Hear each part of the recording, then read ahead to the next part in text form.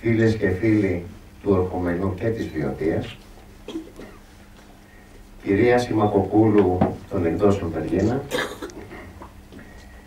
φίλες και φίλοι συνάδελφοι λογοτέχνες, φίλες και φίλοι λογοτεχνίας, κυρίες και κύριοι.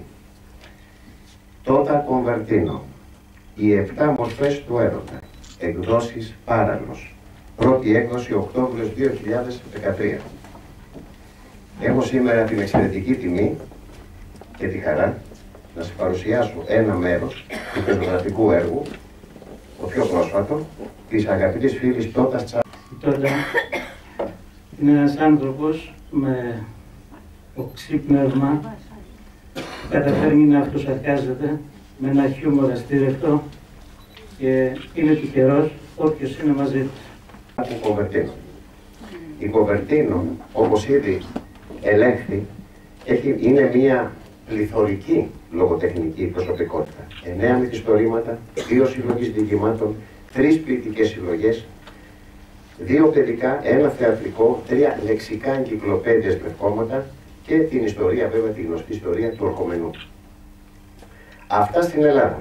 Στην Ιταλία, απευθείας στην Ιταλική γλώσσα, 4 έργα της. Και λοιπά και λοιπά.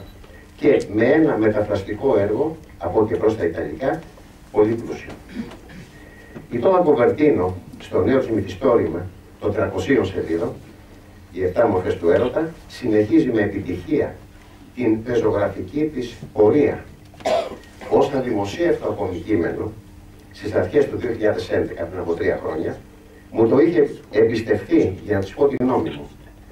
Αφού το είχα μελετήσει με προσοχή, της είπα ότι το έργο αυτό αξίζει να δημοσιευτεί, καθώς η συγγραφική της τέχνη είναι πιο προχωρημένη και όριμη από ποτέ άλλοτε.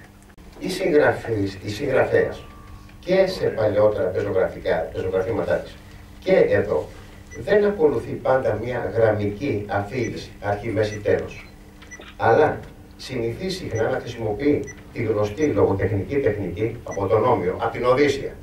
Αυτό ο τρόπος είναι γνωστός in medias res, εις το μέσο των πραγμάτων. Ξεκινάει δηλαδή την ιστορία της η Κονβερτίνο από ένα χρονικό σημείο των γεγονότων και κατόπιν μας πηγαίνει στην αρχή τους. Κάνει ένα flashback, μια αναδρομή στα προηγηθέντα. Ο στοχασμός της συγγραφέως πάνω στη γυναίκα, στον άνδρα και στις μεταξύ τους σχέσεις είναι καταλυτικός, γεμάτο χιούμορ και αλήθεια. Ο Αλφόνσο στη Θάλια, που φοβόταν τα φίδια. Η Θάλια φοβόταν τα φίδια και ο Αλφόνσο λέει, μα τα φίδια δεν δαγκώνουν ποτέ τις γυναίκες. Δεν ακούστηκε ποτέ φίδι να δάουξε γυναίκα και μια φορά που έγινε αυτό, ψόφισε το φίδι. Με μεγάλη μου χαρά δέχτηκα την πρόσκληση της Εταιρείας Ελλήνων Λογοτεχνών να πω λίγα λόγια για το βιβλίο της κυρίας Τότας Τσάκου Κονβερτίνο, τη γνωστή σε όλους μας Τότα. Για το έργο λοιπόν που θα σας μιλήσω είναι «Όταν μιλήσουν οι καρδιές». Το βιβλίο αυτό βραβεύτηκε από την Εταιρεία Ελλήνων Λογοτεχνών ως το καλύτερο μυθιστόρημα της χρονιάς με το βραβείο Μάρκος Αβιέρης, έτος 2000, εκδόσεις Κέντρος. Πρόκειται για ένα μυθιστόρημα με γρήγορη και πολύπλοκη δράση, με μυστήριο, αγωνία και συγκίνηση. Τόπος, η μακρινή Βραζιλία. Εκεί όπου το κλίμα είναι ζεστό, υγρό, τροπικό και ο έρωτας διάχυτος στο ζεστό αέρα, είναι δύσκολο να βρίσκεσαι σε αυτή τη χώρα και να μην είσαι ερωτευμένος. Μια χώρα όπου κυριαρχεί η εκμετάλλευση, η αδικία, ο εύκολος πλουτισμός, οι πολιτικές συνωμοσίες, εκεί όπου οι πλούσιοι ήταν πάρα πολύ πλούσιοι και οι φτωχοί απελπιστικά φτωχοί. Έτσι λοιπόν η ηρωίδα του μυθιστορήματος, η Έλλη, μια όμορφη Ελληνίδα, έχει πέσει στα δίχτυα μιας συμμορίας που εκμεταλλεύεται το σώμα και την ψυχή της. Πρωταγωνιστές, ένα συνοθήλευμα ψυχών, εκεί που η γη δεν ανήκει σε κανέναν. Κάθε κάθε μια τραβά τη δική της μικρή Οδύσσεια, προσπαθώντας να φτάσει στη δική της Ηθάκη. Ψυχές που βασανίζονται, παραδένονται ακυβέρνητες, που ζητούν λύτρωση. Ψυχές που ζητούν μόνο 2 στιγμούλες συντροφιάς, όπως εκείνες που η ηρωίδα συνομιλούσε με τον πατέρα της όταν ήταν ξυπνητή, έμπαινε κάτω από την κουβέρτα της, την αγκάλιαζε και της έλεγε «Τι θα τους πει σήμερα στο σχολείο?» «Μαθηματικά», έλεγε εκείνη, και άρχιζε και έλεγε την προπαίδεια. Ο πατέρας της τη φιλούσε και έφευγε. Ήταν μόνο 2 στιγμούλες συντροφιάς που την έκαναν χαρούμενη και ευτυχισμένη για όλη τη μέρα, 2 στιγμούλες συντροφιάς που της ζέσταναν την ψυχή. Το μυθιστόρημα θα μπορούσε να χαρακτηριστεί ερωτικό.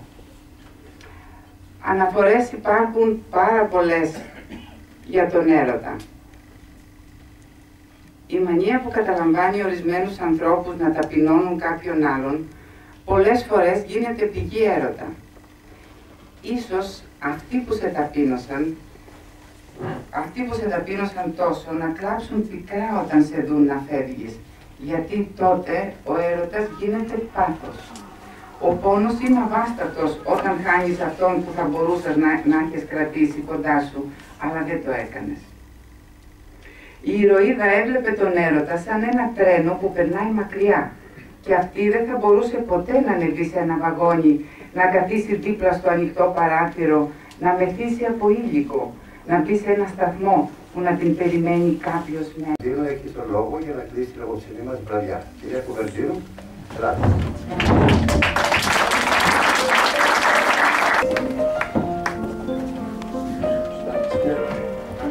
Τι να πω εγώ τώρα για αυτή την τόσο όμορφη βραδιά. Για αυτά τα ωραία πρόσωπα που βλέπω απέναντί μου. Ευχαριστώ πάρα πολύ όλους που είσαστε εδώ μαζί μου. Τι να κάνω. Και επειδή απόψε με τιμούν ιδιαίτερα οι πατριώτες μου, θα κλείσω το ευχαριστώ μου με 2 στίχους για τον Μορφωμενό. Παλιά μ' αγάπησε βαθιά. Μηχανοκίνητοι διαβάτες της ασφάλτου, όταν περνάτε από το Ορχομενό τους δρόμους, κεφαλή δεξιά, το μέτωπο στραμμένο προς το λόφο, τον Ιφάντιο, κάτω από ένα πέπλο γης, κοιμούνται βασιλιάδες 12, άνθρωποι σοφοί, ειρηνιστές, προσμένουν εν σιωπή την ώρα που η σκαπάνη το πέπλο γης θα ανασύρει, να ξαναβγούν στο φως και να ξαναμιλήσουν. Τα όσα είπαν και έγραψαν σοφά, παραφθαρμένα σε όλες τις γλώσσες έχουν μεταφραστεί. Βγάλτε τα μάρμαρα στο φως, να τους τα πούμε ελληνιστή.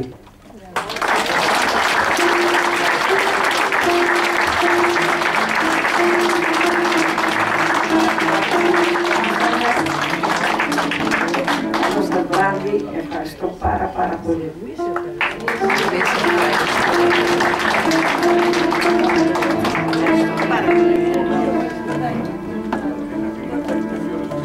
Κυρίες και κύριοι, ευχαριστούμε